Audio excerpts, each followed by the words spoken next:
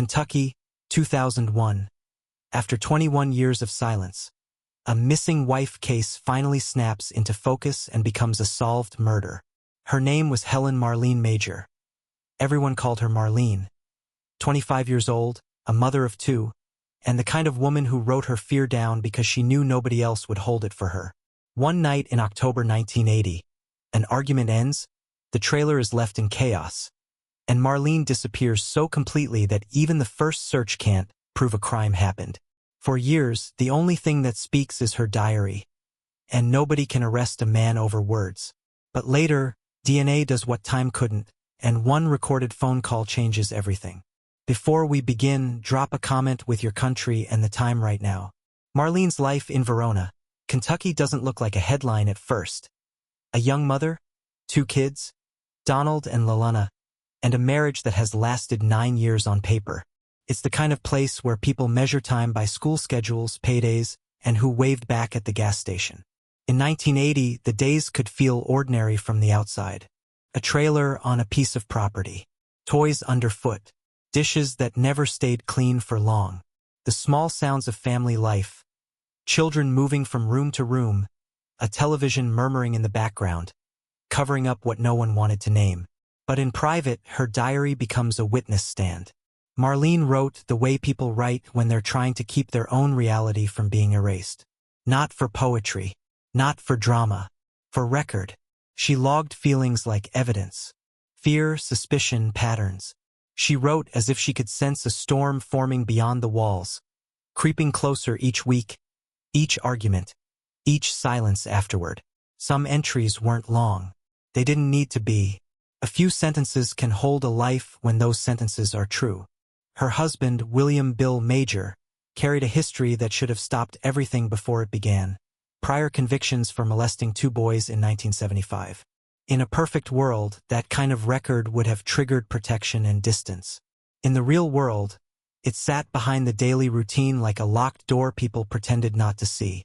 Marlene still had to get through mornings, still had to feed her kids, still had to make decisions with the weight of consequences pressing on every option. Fear makes people normalize the unlivable, turns a disaster into a schedule. Then Glenn St. Hilaire enters the picture. An outsider who doesn't arrive with a plan to become part of this household. The story begins with something as plain as bad luck. His truck breaking down while driving from Ohio to Texas. In small places, a stranded traveler becomes a temporary problem to solve. Help offered, place to stay, a mobile home on the property. Over time, temporary stretches. Glenn becomes a tenant, then a familiar face, then someone who sees more than neighbors usually see. And somewhere in that closeness, rumors begin to breed. People talk. They always do. An affair. A triangle. A marriage cracking from the inside. But gossip can't compete with Marlene's diary. Because the diary doesn't speculate. Confesses what she's living through. Marlene wrote that she had witnessed Bill sexually assaulting their son, Donald. The words aren't clean. They're not easy. They sit on the page like a bruise that can't be covered. After that, her entries shift. The tone changes from endurance to action. She's not just surviving. She's preparing. Divorce papers. Escape routes. The careful mental math of how to leave without getting caught leaving. She gives her diaries to Glenn to protect them. An act that says everything without saying it. If something happens to her, she wants those pages to live. She tells her sister. She writes about leverage, about what Bill allegedly agreed to, sign divorce papers as long as the abuse stays quiet. But Marlene also writes what she will do if he changes his mind. She will tell his mother. She will make it real.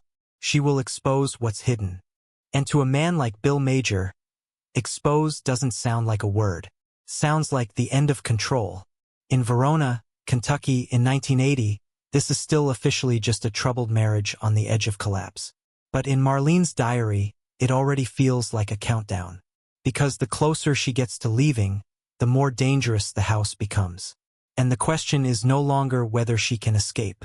The question is what Bill Major will do when he realizes the diary isn't just a diary. It's a match held over gasoline, waiting for one spark. October 11th, 1980 arrives like any other day, until it doesn't.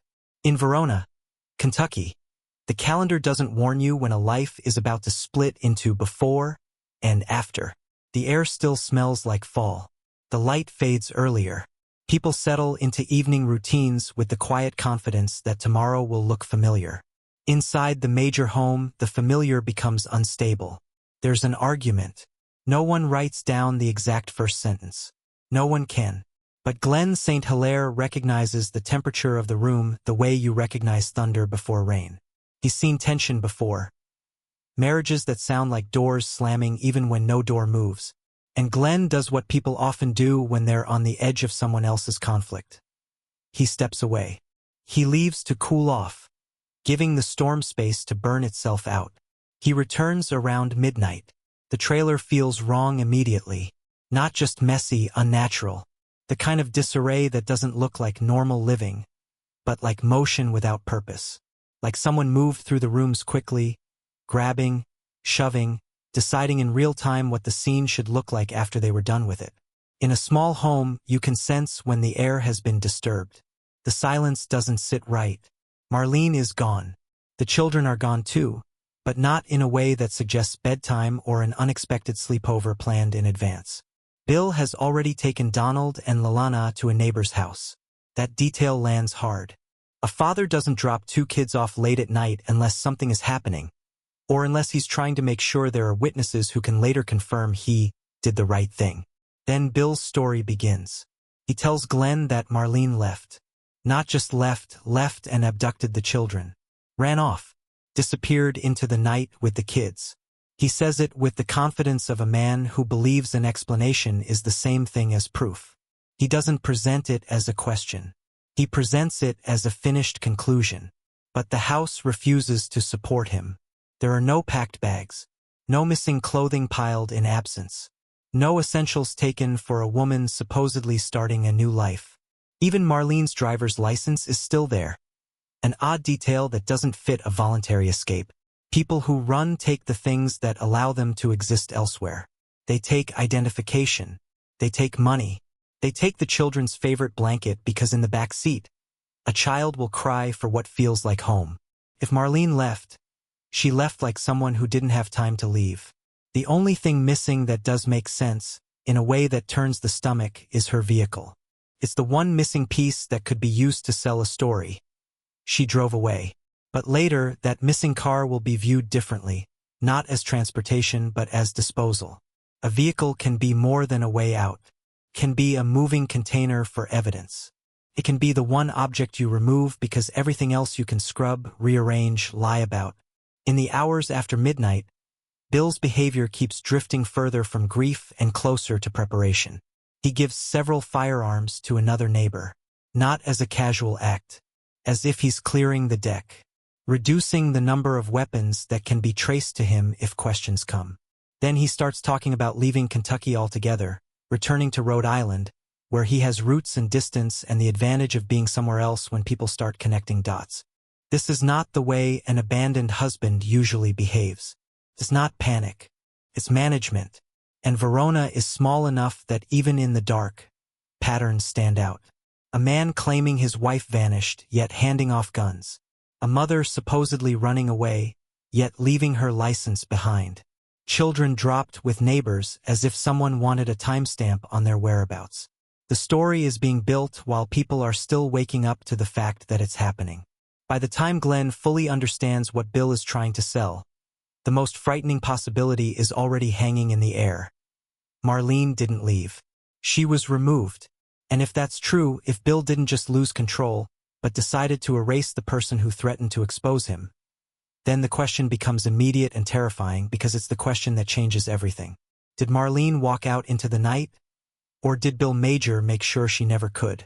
When police get involved, they start where cases like this usually start, with the possibility that Marlene walked away. In Boone County, Kentucky, in 1980, that assumption wasn't cruelty. It was procedure. Missing adults were often treated as missing by choice until proven otherwise. A troubled marriage could be a motive for leaving. A chaotic home could be explained away as an argument. And until a body appears, a homicide investigation can feel, on paper, like an overreach. The era matters. In 1980, A battered marriage doesn't automatically become a murder case. And a diary, no matter how specific its fear, doesn't automatically become probable cause. Investigators have to build from what they can touch, photograph, measure. They walk through the trailer looking for the kind of evidence that turns suspicion into a charge. Signs of struggle, blood, forced removal, damaged furniture, broken skin cells under fingernails, anything that says a crime happened here. But if someone plans a crime, the first goal is always the same. Leave nothing chargeable behind. The trailer doesn't give police what they need. Whatever happened, it doesn't leave an obvious trail. No blood spatter on the walls. No broken window. No clear indication that Marlene was dragged out. That absence becomes Bill's armor. It's a shield he can point at again and again. If something happened, you'd have proof. In cases like this, the lack of evidence becomes evidence for the defense long before there's even a trial. Meanwhile, Glenn St. Hilaire's instincts harden into certainty. Marlene would not abandon her children. That isn't sentimentality. It's pattern recognition. It's based on what he knows about her and what she told him and what she wrote. She had been planning to leave, yes, but not in a way that erased her children from her life. She was planning for them. She was planning because of them. A woman preparing to protect her kids doesn't vanish without them, and she doesn't give away her diaries to preserve her story if she intends to voluntarily start over. Police search the property. They widen the circle. Nearby land is checked. Places that could hide a body, or a person in distress, or something discarded too quickly.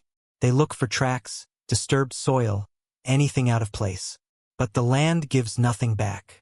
No body, no clothes, no note left behind to explain. In an age before cell phones and digital footprints, a person can slip into the dark and become a blank spot on the map. The only obvious missing piece is Marlene's car. At first, a missing vehicle supports Bill's narrative. People drive away. People disappear. But as days pass and Marlene doesn't surface, the missing car starts to feel less like transportation and more like removal. A vehicle can hide blood, can carry a body. It can be a clean way to move evidence away from the home so that the home stays legally quiet. Whispers start. The Ohio River. A car disposed of in moving water, where current and depth do what criminals count on erase. If Marlene's car went into that river, it didn't just vanish. It was made to vanish. And then something even darker happens. While Marlene's voice is gone, Bill begins shaping the children's memory. He tells Donald and Lalana that their mother abandoned them. And he doesn't choose a gentle lie. He chooses a brutal one, designed not just to explain her absence but to poison her image. Drugs, alcohol, prostitution. The goal isn't only to protect himself. It's to make sure the children don't grow up searching for her. Don't trust their own sense of who she was. Don't ask the questions that lead to answers. Because if people believe she chose to disappear, they stop searching. For investigators, the case becomes a contradiction. Motive is documented. There are threats reported to others, claims that Bill spoke about killing her, about making her body unidentifiable. Marlene's diary reads like a warning label. Yet the physical proof, the kind that arrests depend on, is missing. They can't point to a crime scene. They can't point to a body. They can't point to a weapon tied to her. In a courtroom, motive without evidence can look like speculation, and prosecutors know that accusations aren't convictions. Bill is asked to take a polygraph. He refuses. In a vacuum, refusal isn't proof. In context, it's another brick in the wall he's building around himself. He leaves Kentucky and moves to Pawtucket, Rhode Island, taking the children with him. Distance becomes his strategy. Every mile makes the case colder. Every week makes the initial urgency fade a little because time does what evidence sometimes can't. It softens the edges of a story until people start wondering if they were wrong to suspect in the first place. But Glenn isn't wrong. Marlene's mother isn't wrong. The diary isn't wrong. The system is just stuck inside a cage of standards. Prove the crime happened, prove who did it, prove it beyond reasonable doubt. And in 1980, without a body, without identifiable remains, without the modern tools that could pull truth from bone, the case sits in a painful category. Not solved. Not closed. Just waiting. And waiting is its own kind of cruelty, because somewhere in that waiting is the question that keeps shadowing every report, every interview, every late-night thought in that town. If Marlene didn't walk away, and the evidence has been carefully stripped clean, what would it take to finally prove that this wasn't a disappearance at all, but a murder engineered to look like one? On November 29, 1981, more than a year after Marlene vanished, a hunter finds something a mile from the major residence. It isn't a full body. It isn't clothing or jewelry that can be held up and recognized. It's bone. A partial skull, lying where the woods are quiet enough to hide almost anything, discovered not because someone finally confessed, but because a stranger happened to walk the right stretch of land on the right day. No teeth, no name, just the blunt truth that someone died. In cold air and leaf litter, death can look impersonal. The horror lives in the small facts. This skull belonged to a person who once laughed, once ate dinner, once said goodnight to someone. Somewhere, someone had been searching for her. Yet here, she is reduced to what the earth refused to fully swallow. The skull is collected and examined. Forensic specialists do what the science of the early 1980s allows them to do. They estimate demographic markers, sex, ancestry, approximate age. They look for trauma and find it. The cause of death is determined to be multiple gunshots.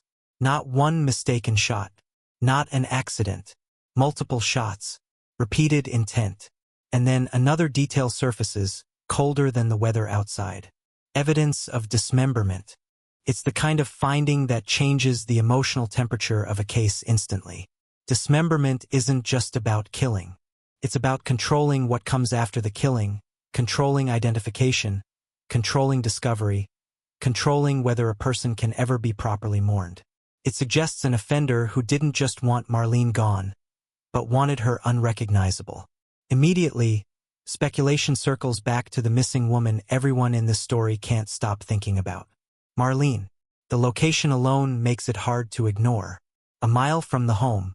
A mile from the last place her life was known to exist. People begin to ask the question out loud that investigators have been silently circling. Is this her? But speculation is not identification. And in the early 1980s, identification of skeletal remains relies heavily on dental records. Teeth are durable. Teeth are unique. Teeth can confirm a name when everything else has been stripped away by time. Except the skull doesn't have teeth. No dental chart can match what isn't there. No dentist can say, yes, that's her. No prosecutor can stand in front of a jury and claim certainty without being torn apart on cross-examination. The skull becomes a kind of evidence locker ghost. Logged, studied, catalogued, then shelved. Not because investigators stop caring, but because the legal system demands more than suspicion and proximity. It demands certainty. It demands a documented chain from bone to identity. And without teeth, the skull can't legally become Marlene in a courtroom. It is, officially, unidentified. This is one of the nightmare layers of missing person homicide, when the dead are found but still remain unknown. For Marlene's family, the discovery is both a terror and a strange relief. Terror because it suggests what they feared. Relief because it suggests she might finally be found. But then the relief collapses when the reality becomes clear. Even if everyone believes it's Marlene, belief isn't enough to unlock justice. They are back in limbo, only now with a piece of death that cannot speak her name. Investigators continue trying to make the pieces fit. Marlene's dental records are submitted again and again, whenever a body is found anywhere that resembles her description. Each time, hope rises and falls. Each time, it isn't her or it can't be proven to be her. The case begins to age the way cases age.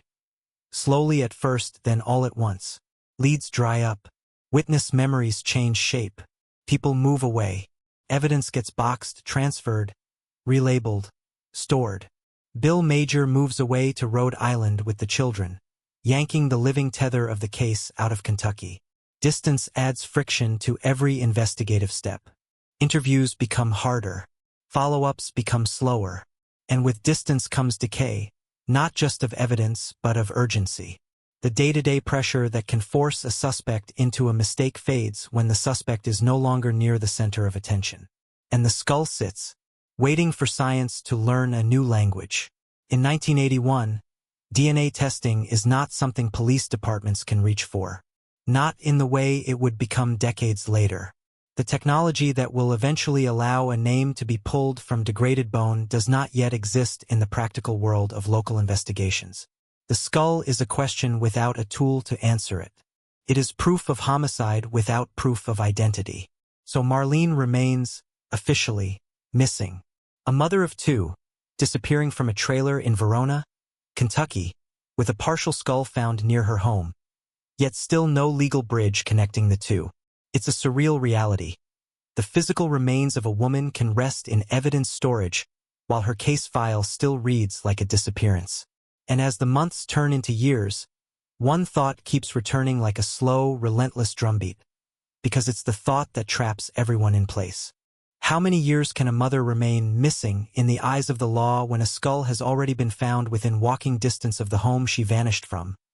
And what kind of person would go to such lengths to make sure that skull could never say her name? In 1981, Bill remarries, an act that lands like a verdict without a trial. In a small community, remarriage after a spouse vanishes doesn't feel neutral. It feels like a statement. To outsiders, it can be framed as someone moving on, trying to rebuild. But to anyone who understands control, it can read differently. Replacement. Erasure. A new chapter installed before the old one has even been closed.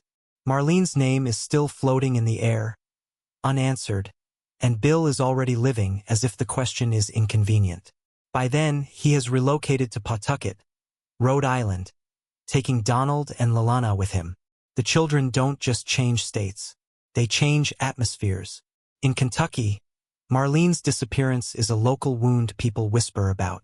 In Rhode Island, it becomes a story that can be edited, rewritten, managed. Bill keeps his grip tight. He often brings one of the children with him to work. Not for closeness, for control. A child within arm's reach is a child who can't talk freely. A child who can't form alliances with safe adults. And the violence doesn't stay buried with the past. In 1984, Bill's second wife begins to see what Marlene wrote about in her diary, sexual and physical abuse, not as rumor, but as something living and active in the home. The children tell her about threats. If one of them reports him, he will kill the other. It's an old tactic, cruel and effective, designed to turn siblings into hostages for each other's silence.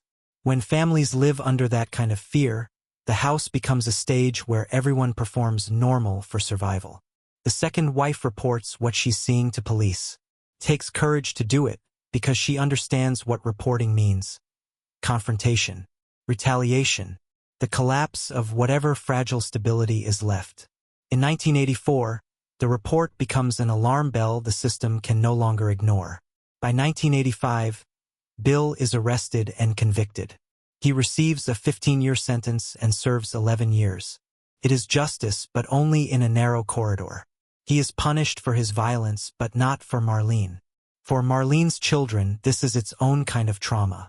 They have already lost their mother to a disappearance no one can explain.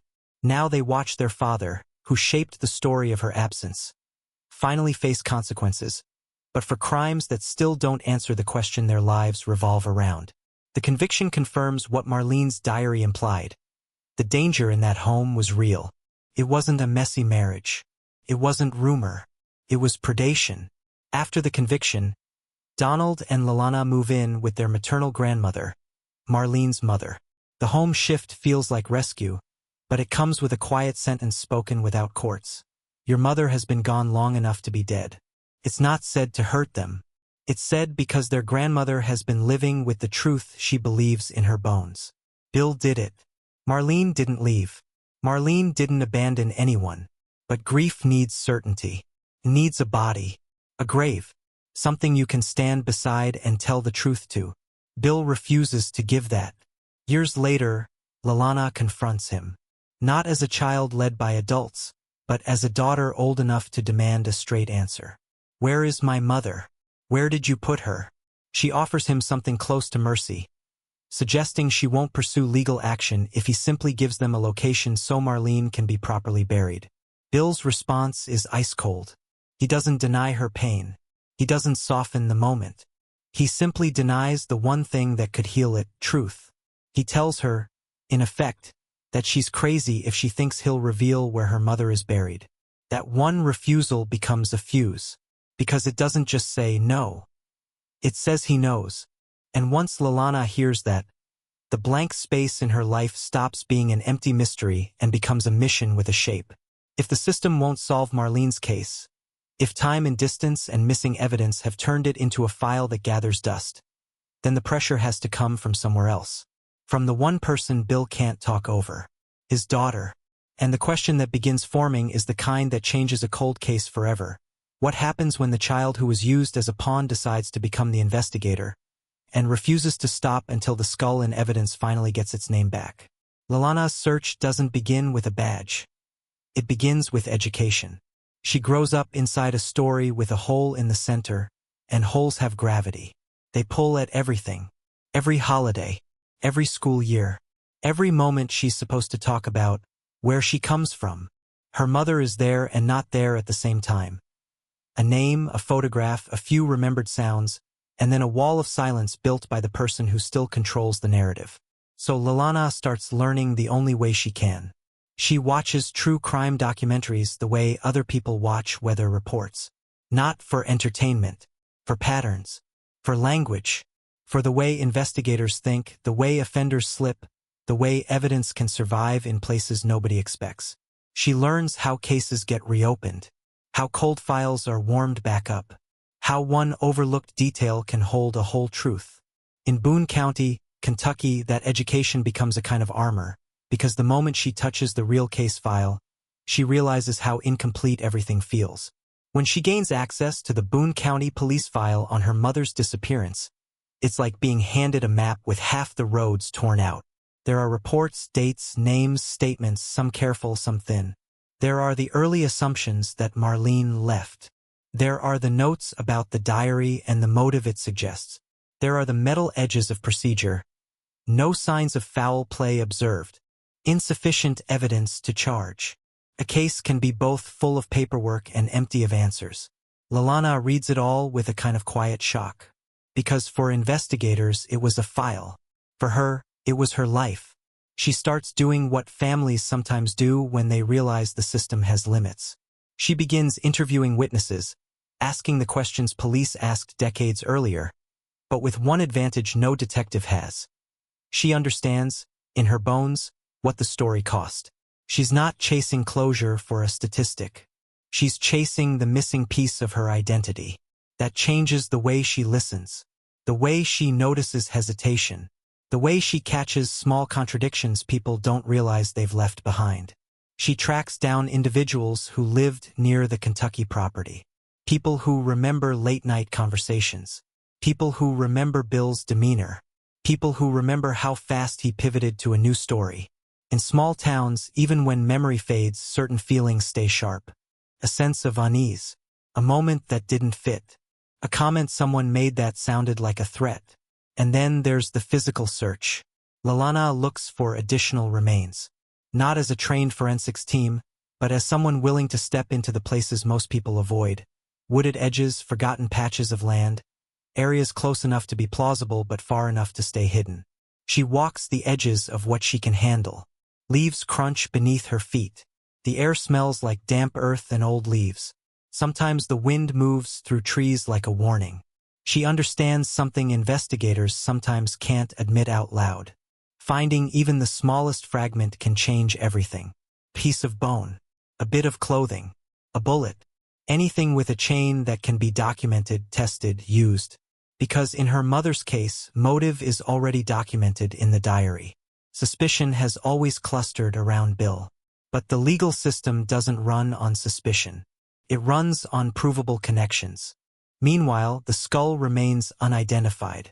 It sits inside a forensic era that can't extract a clean answer from degraded bone. Experts explain the limits.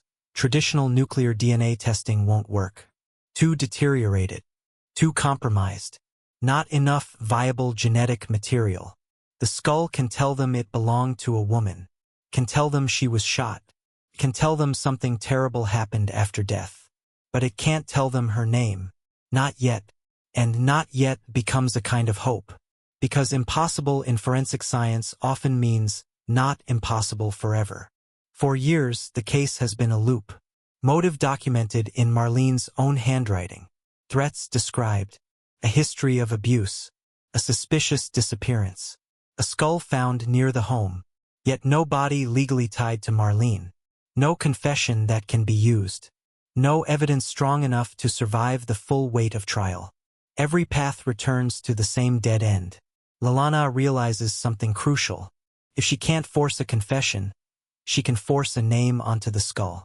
She doesn't need certainty about every detail to begin turning the case.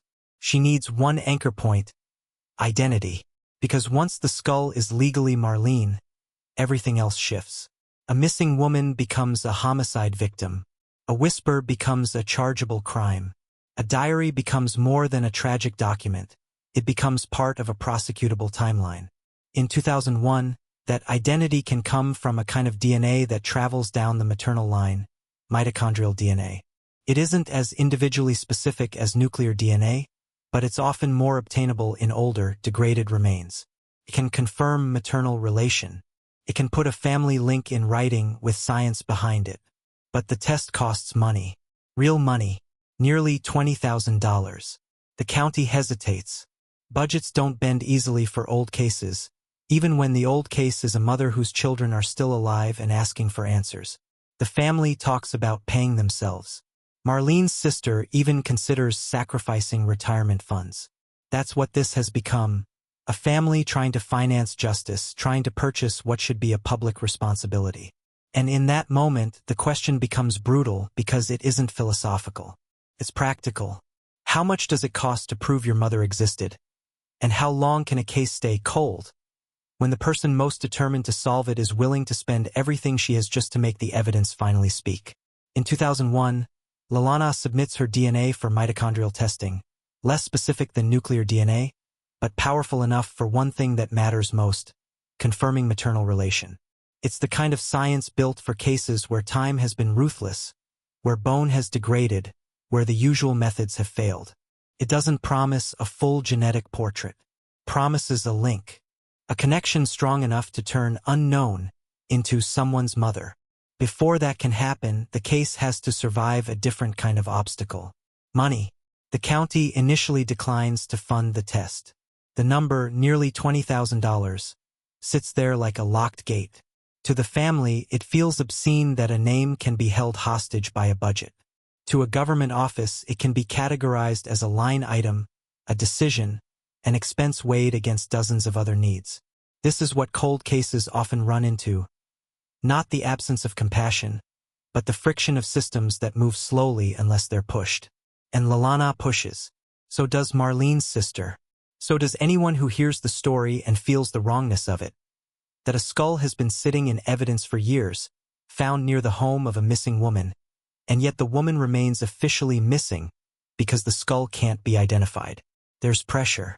Persistence. A family that refuses to let the case settle into permanent ambiguity. Eventually, the decision reverses. The test is approved. When it finally happens, it does something no witness statement could ever do. It gives Marlene her name back. The results conclude that Lalana is maternally related to the individual the skull belonged to. The language is clinical, cautious, scientific. But the meaning is blunt. That bone is not a stranger. It is Marlene. The woman who vanished from the trailer in Verona, Kentucky, is no longer just a missing person file. She is a homicide victim with scientifically confirmed remains. That single fact changes the legal gravity of everything. Now investigators can say, with evidence, that Marlene did not simply walk away. She died. Her case is not a disappearance. It's murder. That opens doors that had been sealed for decades. New warrants, renewed interviews, pressure points that didn't exist when the best proof was a diary and a suspicion. A death certificate is more than paperwork in a case like this. It's leverage. It also changes the emotional gravity. Because for Lalana, the answer is both relief and grief. Relief that she wasn't chasing a ghost. Grief that the hope of finding her mother alive was finally, irrevocably gone. There is a strange kind of pain in being right, in finally confirming what you feared as a child. Yet even grief can sharpen into purpose when the truth becomes provable. Investigators now have a path to reopen the case with teeth. Ironically, the one thing the skull didn't have. They can revisit old statements with new urgency. They can look at Bill Major not as a man whose wife left, but as a suspect linked to a confirmed homicide.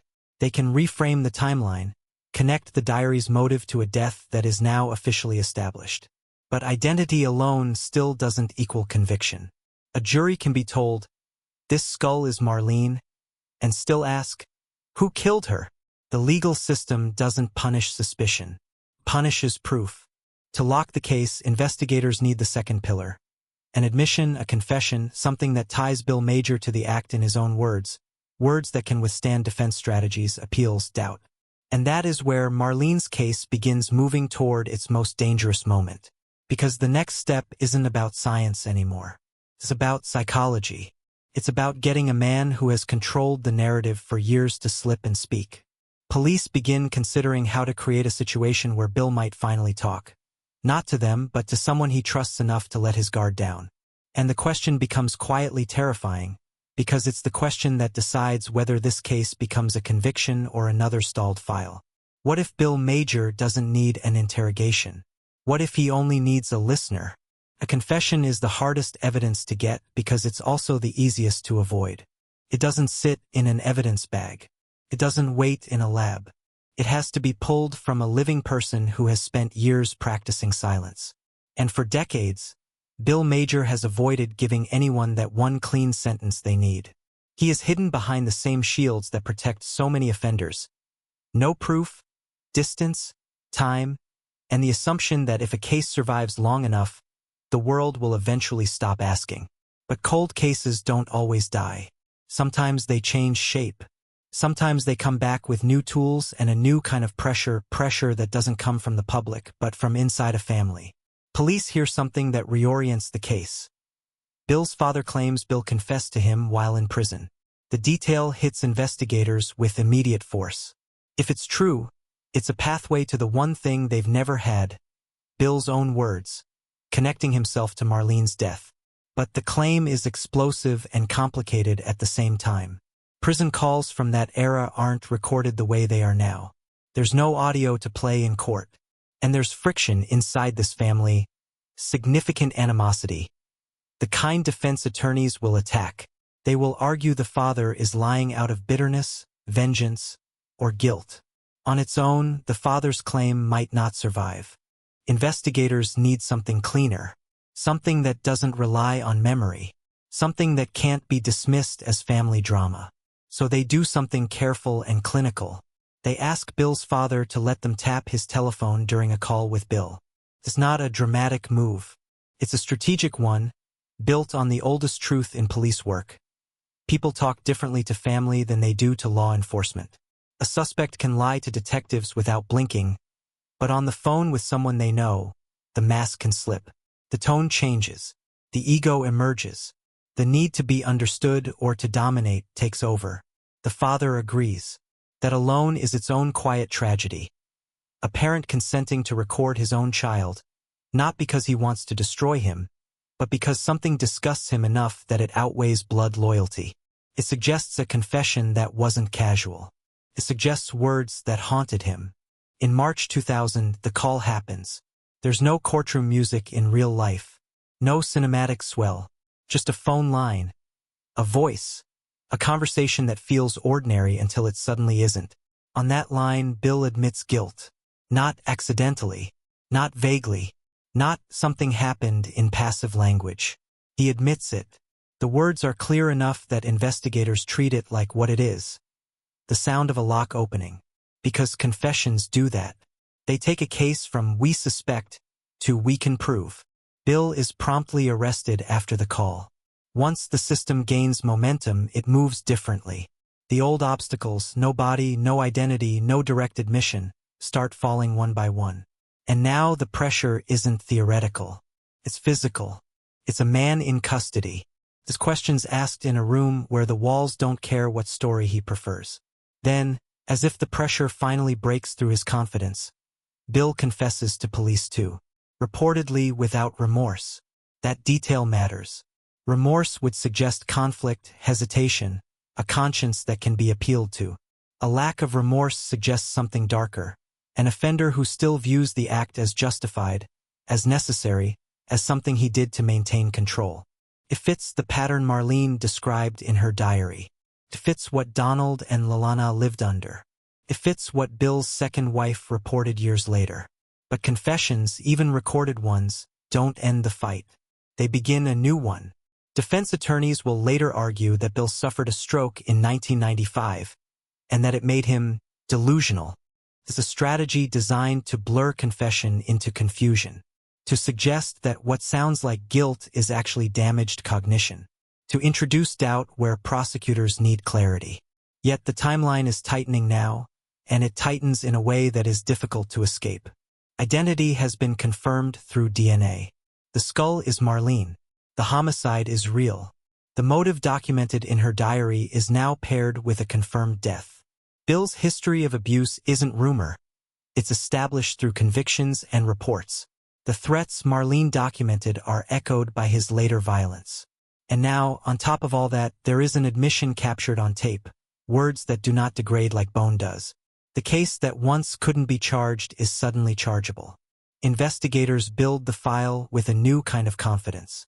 The prosecution blueprint becomes visible. Marlene planned to leave after witnessing abuse. Bill had reason to fear exposure. She disappears the night of an argument.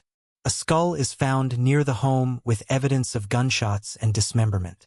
Years later, her daughter's DNA confirms identity, and then Bill's own voice, first to his father, then to police, fills in the missing link.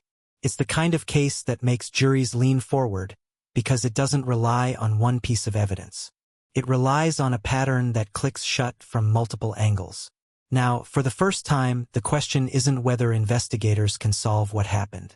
The question is whether a jury will see what Marlene was trying to preserve all along, and whether the system will finally do the one thing it failed to do for decades.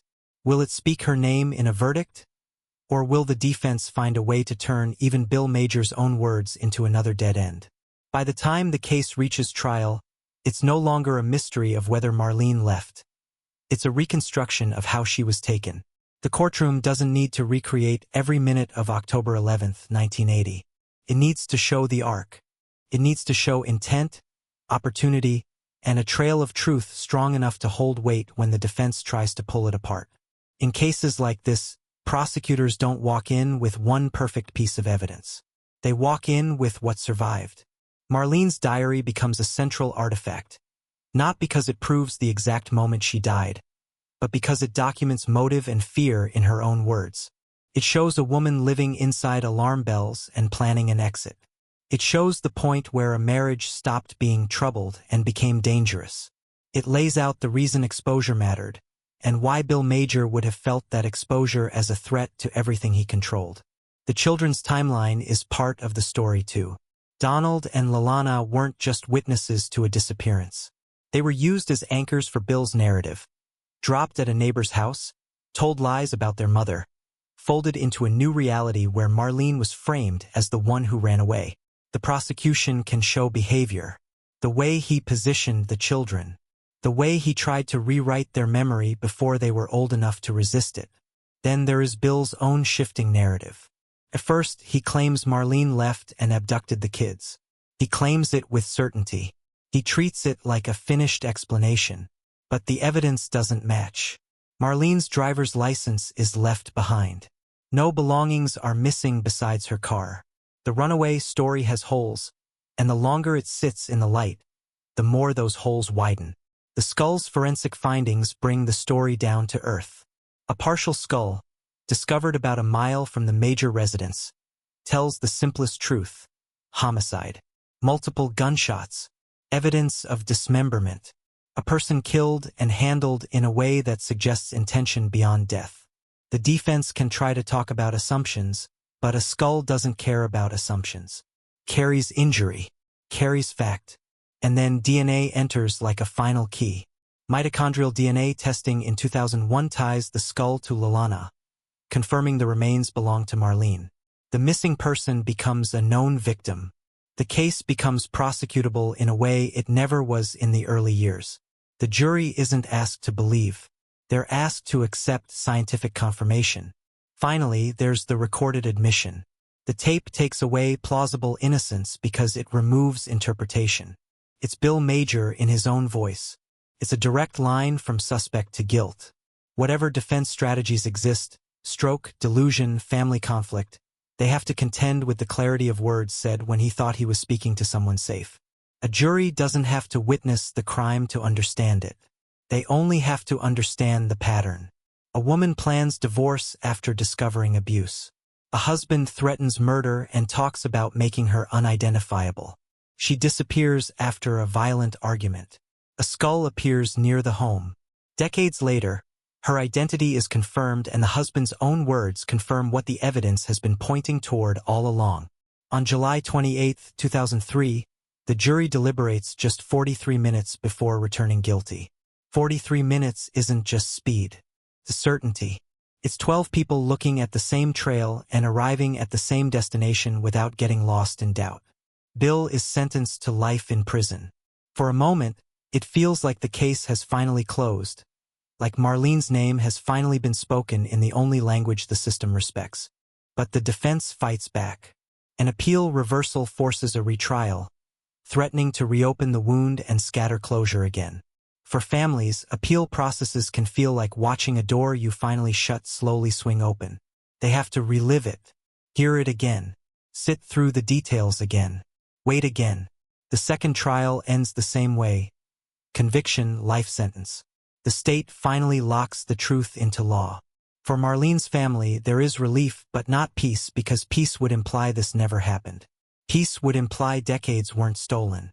Justice can be real and still arrive too late to undo the damage. And when the verdict finally settles, the question shifts, because the who is no longer in doubt. The question becomes the one that lingers after every late-delivered conviction. What does justice actually look like when it arrives 20 years late? And what parts of a family does time punish even after the court finally gets it right? Marlene Oakes didn't disappear because she wanted to vanish. She disappeared because she planned to expose what was happening inside her home, and the person most threatened by the truth chose violence over consequences. In Verona, Kentucky in 1980, the outside world could still mistake the situation for a messy marriage, a volatile household, the kind of private trouble people looked away from. But Marlene's diary didn't look away. It documented fear with the steady hand of someone who understood that if she didn't preserve the truth, someone else would rewrite it. For years, the case lived in cruel limbo. There was motive written in ink. There were threats repeated to others. There was a husband who moved through the story like a man certain he could outlast it. And there was a community full of suspicion, yet nothing solid enough to convict. A partial skull surfaced near the home, but without teeth it couldn't be identified. The remains existed, the homicide was real, and still Marlene remained missing on paper. Then science and persistence turned the tide. Lalana's mitochondrial DNA gave a name back to that toothless skull and transformed missing into murder. It didn't bring Marlene back, but it brought her out of the shadows and into the truth. And when investigators captured Bill Major's admission on a tapped phone call, followed by his confession, the case finally had what it needed to survive courtrooms, defense arguments, and the slow grind of appeals. His convictions and life sentence didn't undo what was stolen. They didn't return the years Donald and Lalana lived under a lie. But they did something equally important. They ended the story Bill tried to sell, that Marlene abandoned her own children. In the end, the truth survived the way Marlene tried to ensure it would, through what she wrote down, through what her daughter refused to forget, and through evidence that time couldn't erase. If this case moved you, take a second to share your thoughts in the comments below. Every story deserves to be remembered.